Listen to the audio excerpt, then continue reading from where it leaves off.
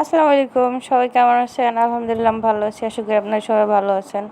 তো আজকে আমি গরুর মাংস রান্না করতেছি। তো এর জন্য প্রথমে আমি এলাচি, দারচিনি, তেজপাতা এগুলো সব বেটে নিছি। এখন কড়াইতে মাংস ধুয়ে দিয়ে দিচ্ছি। তো পেঁয়াজ, কাঁচামরিচ এগুলো দিয়ে দিচ্ছি। তো এখন বাটা মশলা দিয়ে দেবো, ওই জিরা, এলাচি, দারচিনি যেটা বেটেছিলাম ওটা দিয়ে দিছি। কাঁচামরিচ বাটা দিয়ে দিলাম। তারপরে এলাচি, দারচিনি আস্ত দিয়ে দিলাম। এগুলো দেওয়ার পরে হলুদ মরিচের গুঁড়া অন স্কিনে দিয়ে দিছি। তো দেওয়ার পরে সব কিছু ভালোভাবে মাখিয়ে নিচ্ছি।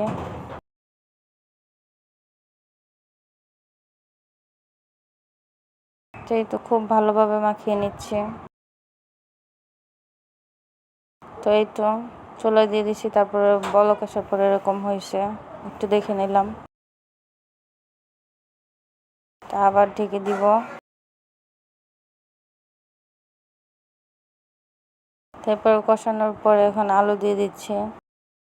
আলু দিয়ে ভালোভাবে নেড়ে চেড়ে দিচ্ছি।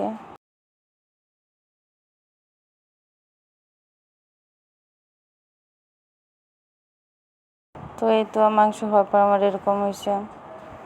তো সবাই ভালো থাকবেন, লাইক কমেন্ট শেয়ার করবেন, আমার পাশে থাকবেন। আসসালামু আলাইকুম।